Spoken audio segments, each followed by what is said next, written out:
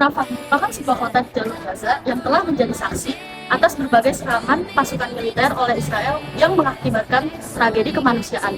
Peristiwa ini tidak hanya menyoroti kekejaman, tetapi juga menimbulkan pertanyaan mendalam tentang efektivitas tata kelola hak asasi manusia internasional dalam mencegah dan menanggulangi kejahatan semacam ini. Lalu bagaimana kasus yang terjadi antara genosida di Rafah? Yuk kita bahas lebih lanjut. Pertama, kita akan bahas latar belakang terjadinya genosida di Rafah.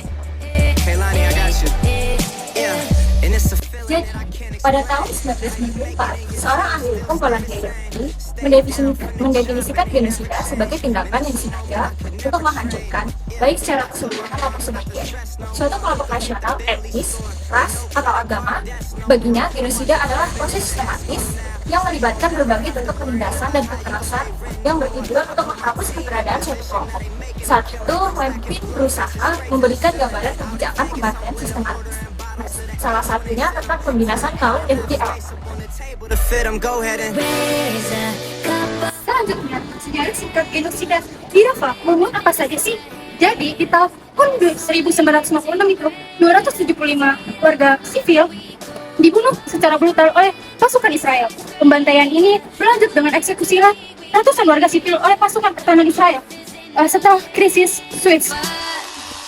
Kemudian bagaimana sih reaksi internasional terhadap kasus tersebut?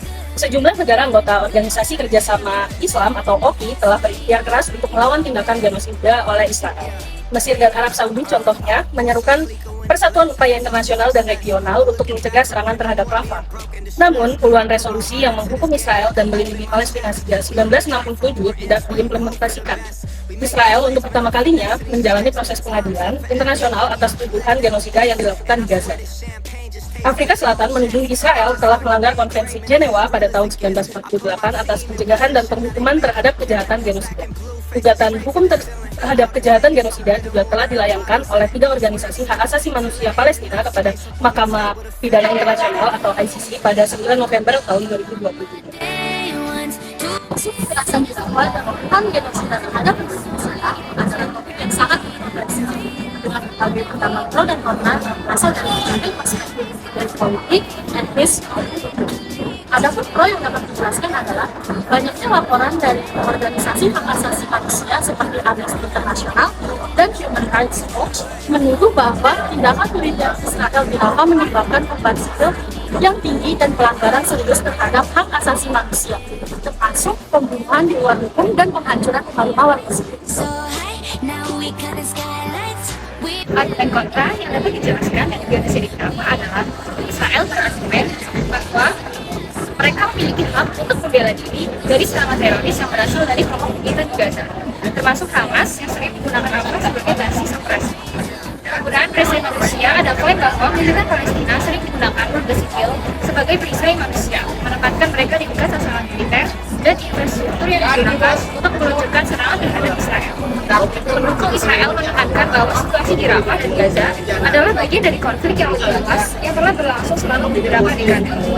Beberapa pihak berargumen bahwa upaya damai yang gagal, termasuk penarikan pihak Israel dari Gaza pada tahun 2004, menunjukkan bahwa Israel telah mencoba mencari solusi damai, tetapi terus menghadapi kekerasan dari kelompoknya. Beberapa langkah dapat diusulkan untuk mengatasi dan memulihkan isu genosida di Rafah. 1. Penghentian permusuhan segera. Mahkamah Internasional ICC telah memerintahkan Israel untuk segera menghentikan serangan militer di Rafah untuk mencegah kondisi lebih lanjut yang dapat menyebabkan kehancuran fisik penduduk Palestina. Kemudian kesimpulan yang bisa kita dapat dari kasus tersebut yaitu sejarah genosida di Rafah memberikan pelajaran penting tentang pentingnya tata kelola HAM internasional dan perlunya tindakan tegas untuk menghentikan pelanggaran HAM yang telah terjadi. Kita harus terus mendorong perdamaian dan keadilan bagi semua dan memastikan bahwa tragedi semacam ini tidak terulang kembali. Pemulihan dari genosida di Rafah akan menjadi proses yang kompleks dan memiliki banyak aspek. Dengan belajar dari pengalaman Rwanda dan memanfaatkan kerangka hukum internasional, kombinasi dari bantuan kemanusiaan, upaya rekonsiliasi, pemberdayaan pemimpin lokal, dan solusi politik jangka panjang dapat membuka jalan bagi pemulihan dan perdamaian yang langgeng.